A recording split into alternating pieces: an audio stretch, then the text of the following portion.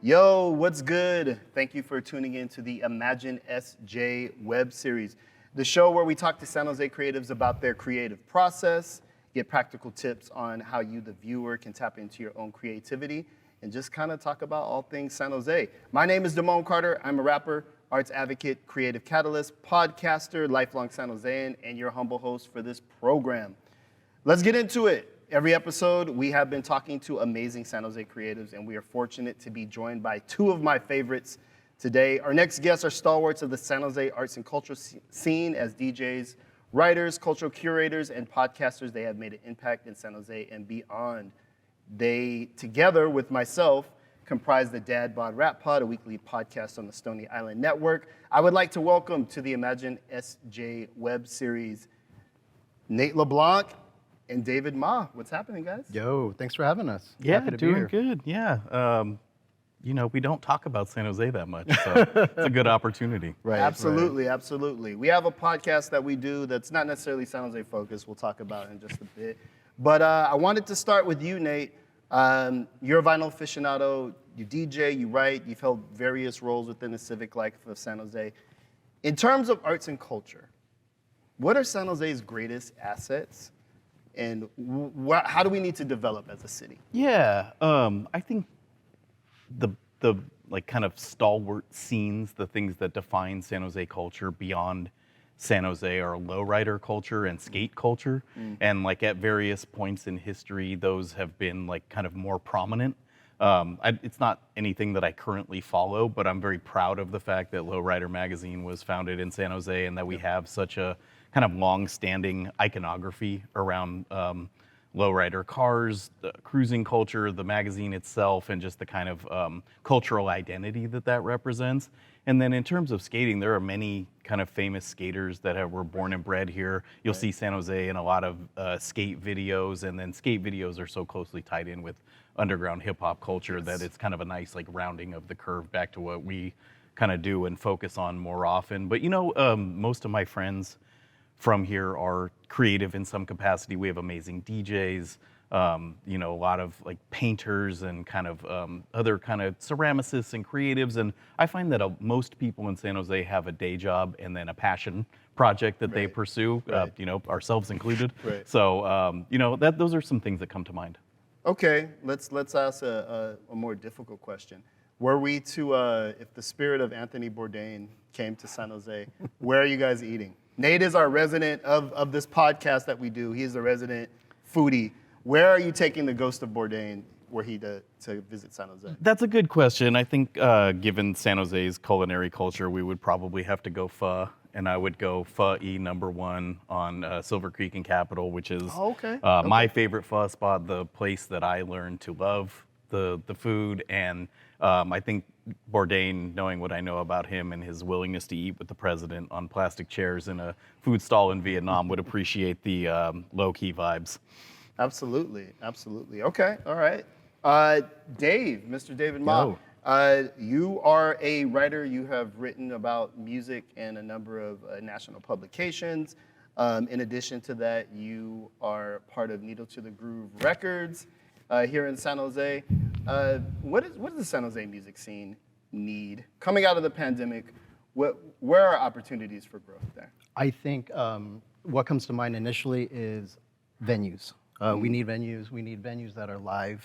And I know there are a lot of challenges, given the current situation. But I was thinking, I work in the SoFa district, so I was thinking like the Ritz, is like a long-standing spot, which I know the ownership and I know the management, and they're all really good people. And it's a lot of uphill challenges at the moment, lots of impediments.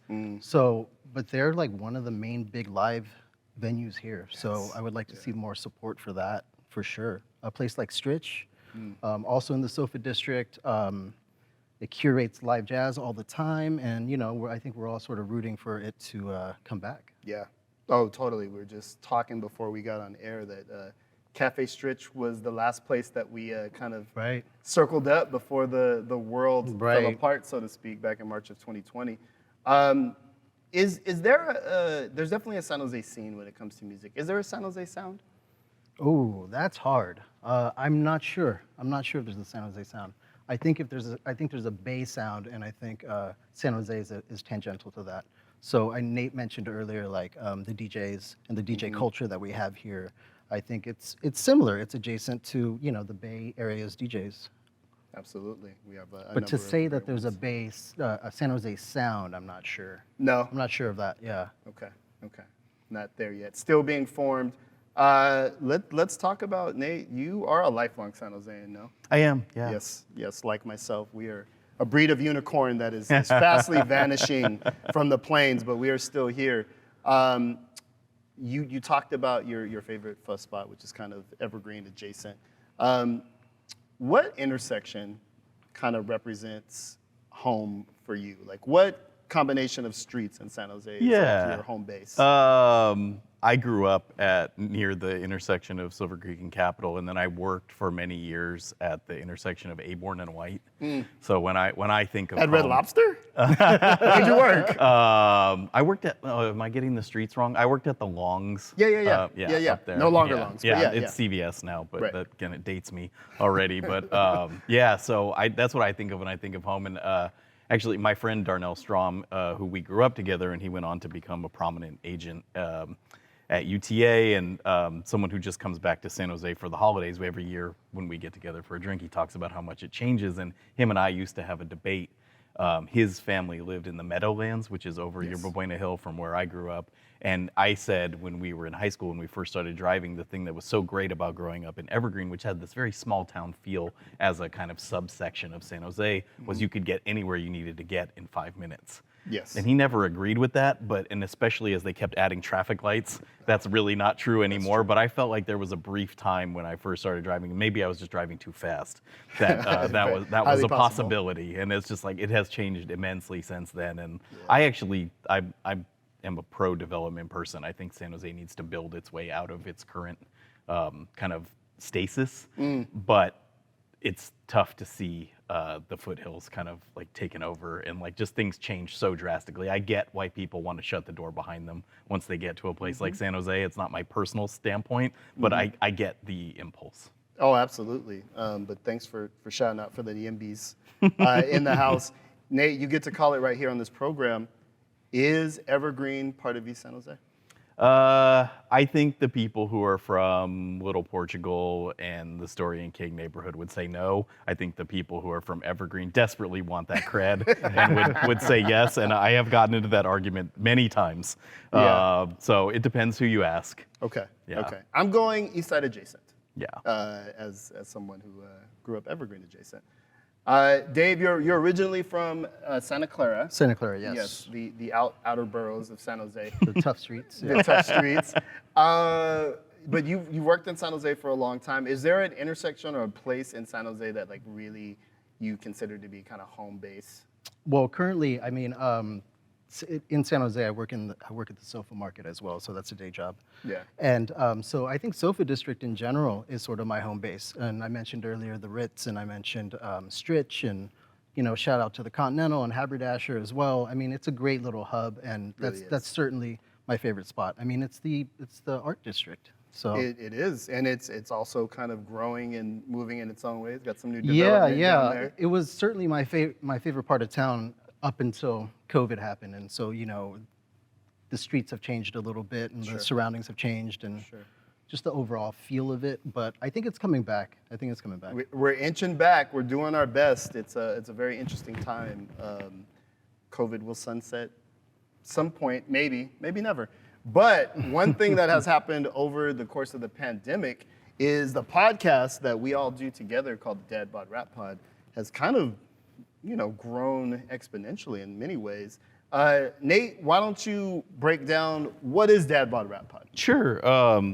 It's basically the show is a recorded version of the musical conversations that we would be having anyway. Right. And then we've incorporated in a kind of like lineup of guests who have joined us. So what I like to think of the show as is a place for nuanced conversation about hip hop music, hip hop culture with other people affecting the culture. So we often interview artists, producers, journalists, sometimes managers and kind of other tangential figures. But what it really is kind of a document of the kind of conversations that happen among like music nerds. Like it's like our little tagline is a writer, a rapper, and a record collector sit down at a bar and talk about music, and that still is the basis of the show. But I think it's grown a little bit beyond that because of the community that it has found online, and the people who have kind of recommended people that we interview, or we've like touched a nerve with a certain guest, and people have become part of the story. So it's not only the show itself, it's the social feeds, but what it really is, and this sounds a little corny, is like it's a document of our friendship. Like I've really known you is. for many years. You're a family friend. Dave and I like share kind of a musical mind and have like been talking about this stuff, usually under the influence of definitely legal drugs, on like for a long time. And people would always say like, you should start a blog or you should start a podcast, and it's like we did, and then here we are now. And so it's been nice to see people join our kind of share in that camaraderie. Absolutely, and it is a growing community. We're 184 episodes in. We do an episode every week. Dave is our music writer, bro, and the person who has the actual access into the industry. Dave, who are some of the people that we've had on the podcast that stand out to me? I mean, 184, it's quite a lot, but the Last Poets stand out. Yes. Just because of their historical significance, and also just the way the interview unfolded. It was so great. It felt like being in a moment rather than doing something. That certainly stands out. But I mean, we've gone through. We've ran the gamut of important people to talk to, skillful people to talk to. So, off top, Pharoah Monch stands out. Yes. Slug from Atmosphere stands out. Who else? DMC. DMC. Well, y'all from interviewed. Run DMC. Yeah, DMC said we should have a TV show. Here we are, And with here we cameras are. pointed at us.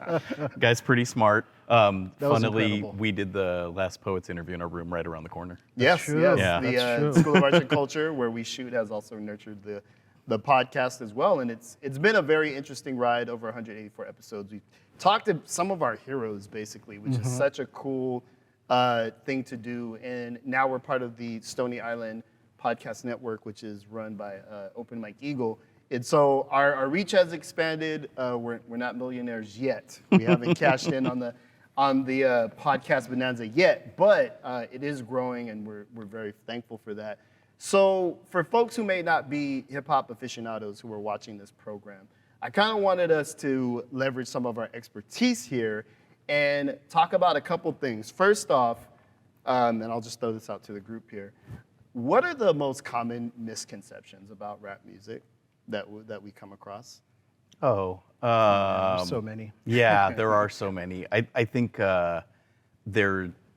when you say rapper, there's a picture that forms in your mind. And it's never me. And it's, when I say sadly, that, people it's not don't know. Damone. No, it's not me. It's honestly, it's like Quavo from Yes. Migos. Like that's like when you think of a rapper, that's who you think of, and that is certainly well-made rap music of a kind. And that's I get why that person is exalted and like defines the culture, especially visually. Sure. But I think something that we talk a lot about on the show, and something that I've been obsessed with since I was a teenager, is the concept of regular guy rap. Yes. There's a difference between like underground and mainstream, but the internet has flattened that discourse so completely. much. We all put the same things on the same platform, so it comes down to kind of subject matter, fashion choices, and then what you choose to rap about. So I guess what I would say to answer your question is, a huge misconception is that you can only rap about certain subjects, like say drug dealing, jewelry, misogyny, et cetera, et cetera. You can rap about anything if you do it in a skillful way, and like hip hop is a writerly medium. It's there's many ways to approach it with the pen, and that doesn't even take into account the kind of sample palette that you build and the sound that you use. But I don't know, those are some initial jumble of thoughts. Yeah. There's definitely this idea that rap is kind of, really wedded to criminality, and if you're not rapping about those things, almost like you're not rapping. There was a very interesting headline in the New York Times that they since have redacted about a rapper from Britain saying, unlike a lot of rappers, he Right. doesn't rap about drugs, sex, Totally. and violence. Dave, what in your time as a hip hop journalist, kind of what are some of or are there misconceptions within the world of journalism about the subjects that you write about? Do you? Within the world of journalism, I think I think sort of what stands out is that people think rap is kind of a monolith. Sort of what Nate was saying, like, oh, you rap, or you listen to this, or you listen to that, and there's only one type of way to project yourself. And we often talk about it on the show. I mean, I think we're in the middle of a second renaissance, kind of, and it's so expansive. Subgenres have subgenres, and Right. I think a lot of people, when you think of rap, they think of Migos, or they think of this one person, or It's this one Snoop Dogg, style. like it's- You know yeah, what I mean? yeah, it's and Jay-Z. it's currently so expansive, and I think that's kind of a big misconception. Like when I tell people we do a rap podcast, they're like, "Oh, like you sit around and talk about Snoop all day," like that type of stuff. Which I'm down to do. Yeah, well, once It's every deeper than 2 or that. 3 episodes, I'm sure we reference him. Totally. But the modern landscape of rap is just completely so expansive, and it's really good to have that, the podcast as a platform to kind of explore. It pushes us to sort of explore the modern landscape. Absolutely. Part of the bent of our podcast and what's kind of woven in the name is this idea that rap has been typically pitched as a young people's music. Right. And so the idea that 40-somethings have something to say about the culture is a little bit, we're playing with that tension. There's a lot of folks who feel like you age out of rap, which we obviously haven't. Right. And so, what do you think about someone who, speaking of misconceptions, feels like, well, rap is for kids? I don't know if you encounter that in your adult life. Yeah, I people feel that like- are like, oh, you listen to that stuff, like you're still on that. I feel like my entire life I've been like a designated explainer of, Yeah, for sure. rap and kind of like a cheerleader for hip hop culture. And like Sure. I think I'm not someone who is immediately pegged as a hip hop head by my kind of like appearance or the way that I speak. So Right. like I think it is surprising to some people when they find out how like deeply I care for this culture, and it's something that I'm obsessed with, and I have been my entire life. So I think hip hop fans come in all shapes and sizes and like ages to get to the heart of the matter. And it's interesting because I did fall in love with it when I was younger, and the recent strides made by what we call older rappers. It's like kind of how like an athlete is washed at 28 Sure, or sure. 32. Right. Like you look at like someone like Benny the Butcher, who first found success in his late 30s. I think Yes. he's 38 or 39, and he's like kind of cresting a wave of what I would say popularity, but I would imagine most people watching this have never heard of him. He's still an underground rapper, but he's a Right. successful underground rapper. So that is a relatively new phenomenon. You have like your 50-year-old rappers, Daddy-O from Stetsasonic, which is an 80s rap band who is huge in their time, just released an album. He's in his early 60s. Yeah. It's okay. It's pretty good. Yeah, It's not terrible. He's a practitioner of this culture for many years. Right. He's an expert at this. He's put in his reps. So I just don't like it being treated as a gimmick or people using their age to define something. People always say like, I can't believe Nas was 19 when he wrote Illmatic, and it's like, well, Rakim was 16 when he wrote My Melody. So it's just something that has always existed, and there are people who are preternaturally gifted at this, and there have been and there will continue to be, and it's just absolutely. something that's not super notable to me as an insider in this anymore. But it's kind of part of the perception, and maybe the way that rap music is marketed as particularly a young people's music. But yeah, definitely with our show, we try to bridge that gap. We're here to hold up the classics and provide a space to talk about those, but also all the great new stuff that's coming out. Right. Which brings me to my question for the audience. This show is about giving people kind of practical tips on how to tap into their creativity. Today, we are going to give you an entry point into hip hop culture that you may not have had and you didn't see coming on this program, I'll assure you. I asked both my bros here to come up with 3 rap albums that everyone should listen to before they die. This is 3 rap albums that are absolutely necessary listening. I don't care if you're a fan or not. We have 2 great experts here, so I'll start with you, Dave. let's start with your top 3 albums that you must, rap albums that you must listen to before you die. Okay. One is Balloon Mind State by De La Soul. Yes. And I think a lot of people, when it comes to De La Soul, think of their first albums, 3 Feet High and Rising, and also, people think about Stakes is High and De La Soul is Dead, but my favorite is Balloon Mind State. And frankly, it has a song on there called I Am I Be, which is one of the greatest songs ever, not just hip hop, but outside of it as well. And there's a verse on there by Pasanus, who's the main MC, and he talks about his daughter, and it's just the most empathetic, colorful examination of his thoughts for her. It's brilliant. Yes. And so I think that's one that somebody, Okay, De La people need Soul, Balloon Mind State, which De La Soul just got control of their masters. Right. So you can they're stream not. It's not on Spotify now, but it will be soon. Yes. By the time you see this. Yes. Absolutely. My second pick is Del the Funky Homo Sapiens, No Need for Alarm. It's a Bay Area album as well. It's his second album. He's part of a crew called Hieroglyphics. But it was really, to me, his breakout album. And Nate and I had the fortune of going to his house and doing a deep dive on the album itself. It's called No Need for Alarm. And it was a really stripped down presentation compared to his previous work. Sure. And that's sort of like the voice that he took moving forward. Right. And I implore everyone to check that out. Absolutely brilliant word play. Right. Del is a writer and a person who plays Right, with words. and his fluidity on that. He's like a Yes. trumpet player. He's like weaving in and out of these minimal beats. Yes. So, and that would be my second pick. Okay.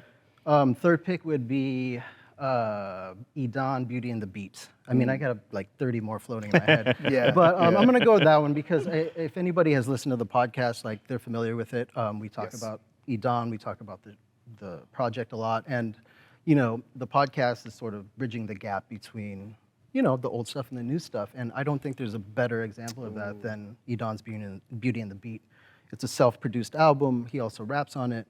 But his approach is that of a student. You know what I mean? So in his delivery, in the way he puts things together, you can see the foundational aspects of it very clearly. And just from a music standpoint, I mean, it's sort of a psychedelic rap album, and I think it's absolutely brilliant.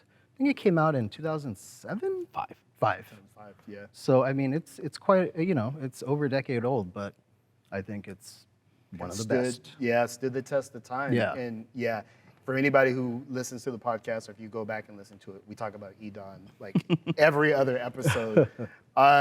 Nate, what are your top 3 rap albums to hear before you die? Yeah, everyone should listen to X, Y, and Z classic rap album that we all know. We're not using this space in that Right. way. I'm doing like, if you want a view into how I see hip hop culture and what I think is important, and like, I keep using this term even though it's kind of a term that needs to be defined if you use it. But I'm going to give you 3 underground rap albums that I think illustrate a kind of language forward take, a poetic take, if you will, on the genre that has like really influenced my thinking around things and things that I find have immense replay value.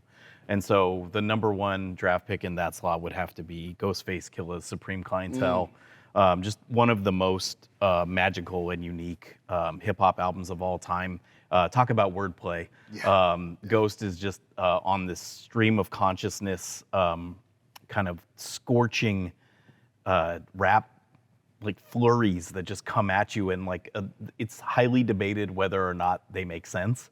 But I will say finding the rhythm in all of that, and like the kind of jumble of words and illusions and emotions that he brings to the table it's half the fun of listening to it. So it's a second generation Wu-Tang solo album that stands the test of time and just absolutely incredible, must be heard by anyone who like wants to kind of think about this music in a different way. And to find Ghost liberated from such a like textuality is just like incredibly joyful music, and it's shockingly deep once you give it yourself to it and like give it your time. It has to be actively listened to be Yes. understood. Yes. And so I like things like that. I think that's interesting. So that's the first Okay, one. Supreme Clientele. What's your number 2? Number 2 is Latyrix's self-titled album. A personal favorite of mine. I often say that this record changed my life. We had a chance to talk to Latyrix on the podcast, and I got to kind of like tell them how much it meant to me, and that was a really cool moment. And I think it's very unique. It shows a kind of progressive Bay Area take, an artful take on rap music that just really made me think about things differently, and the way that the two MCs, Latif and Lyrics Born, intertwine their lyrics, sometimes literally, as on the title track, and in their kind of solo moments. It's just, it's very real. It's very kind of redolent of that time. Sure. And it takes me back to kind of being in high school, driving around for the first time, having that freedom, and basically seeing that this thing didn't have the boundaries that I thought it did. It's that an experimental record far, in many far ways. beyond Yes, that. absolutely. And then another one that I don't think most people are familiar with, and actually is not on streaming, but might be someday, is this record called The Sanity Annex by a group called Sonic Sum. This record was really important to me when I was in college, and is again kind of an intensely poetic, kind of dour, claustrophobic take on like an East Coast underground hip hop. These guys were from the New York area, and part of a scene around their label Ozone Records that really focused on kind of the Nuyorican Poets Cafe school of poetic emceeing. And it's just a lot of the people have gone on to do really interesting things from that group. And it's just quick story. I know we don't have a ton of time. I found the CD for 50 cents. Right after it came out. It was, I think, mispriced in the bargain bin of a prominent local record store that shall not be named. But I just think it's hilarious that that's probably the least I've ever paid for the album I've got the most enjoyment out of. It's a great record. That's dope. So one of the best rap records you ever heard, you got for 50 cents. Yep. And I think that speaks to how hip hop culture is undervalued. And part of our ethos with this program is to make sure that hip hop gets lovingly dissected in the way that classic rock does. There's 100 Bob Dylan books at any bookstore that you go to. Love Bob Dylan, but we're working towards trying to have more documentation of what makes this culture great. With that being said, we have our podcast together. We also kind of have individual projects and things we're doing. Dave, what's on the horizon for you? I write for a magazine called Black's Poetics, and they're releasing their 20th anniversary issue, which is also part of this rebranding initiative that they have. And I did the cover story on it, and it's going to be on a group called Gangstar, and it's on the making of their 4th album, Hard to Earn. Brilliant. So yeah, brilliant album. Really grateful to be a part of that process. So I'm looking forward to that. That's coming out in October. Okay. I also just wrote the liner notes for an upcoming E40 reissue, The Hall of Game. Wow. It's going to be out on Vinyl Me Please in a little booklet, so I jumped at the chance. That's awesome. I believe that's going to be out in January. Okay. So I'm working on those 2 things that are pretty much done. Okay. And I just started teaching a class at San Jose State. That's right. So, that's right, lecturer David Ma. Yes. Yeah. So Stop lecturing us, Dave.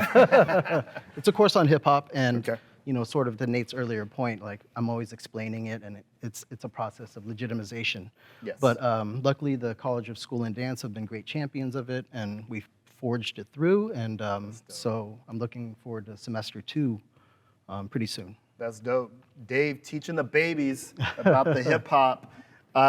Nate, what do you got going? Yeah, Dave and I actually co-wrote, which it's funny, co-writing is like not something you hear a lot in the journalism space, but it was a really cool collaboration. Bro-writing, if you will. Yeah, and like I have to say, Google Docs really made it like so you can really actually co-write something. It was a kind of pandemic era project that we did.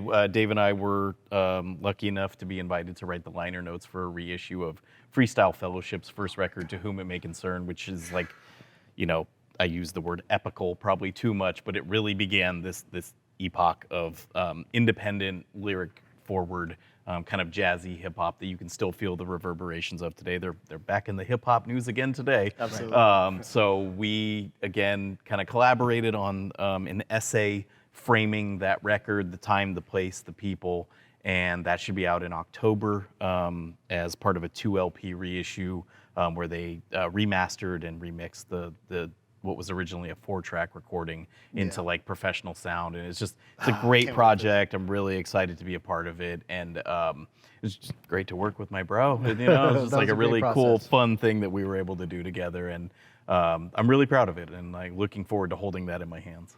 Absolutely, and definitely proud of you guys. Thanks, I have man. a romantic moment here. Proud of you guys, what you've been able to do, merging the worlds of hip hop and journalism. Our podcast keeps rolling on. As I mentioned, we're on episode 184, steamrolling towards episode 200. Yeah, we have something special planned for episode 200. Yes. We can't really talk about it We can't yet. talk about it, but it is going to be a great episode. And we're happy to be a part of the Stony Island Podcast Network. And we're going to be doing some real life stuff. I mean, we're doing real life stuff right now, but Right. some real life stuff coming up that we're excited about. Yes. It was an interesting time to have the podcast become better known at a time when you couldn't do anything. Right. Sure. And now that you can sort of do stuff again, people are inviting us to do stuff, and that's exciting. Yeah, it's a very interesting time. We're going to be covering some live events very shortly. Very interesting time to be covering live events. Yes. But we're definitely happy about the growth and trajectory of the program. And also, we still have connections here to San Jose. Dave, you want to talk a little bit about the work you do with Needle to the Groove and kind of what that means here in San Jose? Sure, Needle of the Groove, located on Santa Clara Street. Owned and operated by my friend Alan Johnson, Black-owned business. The managerial staff is also people of color. Michael Basura runs it. He's a good friend of mine as well. And so it's a record shop. It's the best curated record shop in San Jose, hands down. Yeah, absolutely. And but also there's a record label component to it, and I work the record label side. And we've been lucky enough to put out a lot of like cool projects, not only like national stuff, but a lot of local artists as well. And it also runs the gamut. So it's some beat stuff, some rock stuff, some Spanish stuff. So it's kind of all over the place, and we're really lucky to be able to stay eclectic and have a good engagement, with our followers. Absolutely. Needle So- to the Groove's curatorial kind of imprimatur is a really interesting test case of what you were asking about earlier, Damone, which is the sound of San Jose. Right, And yes, maybe San Jose sounds like a little bit of everything.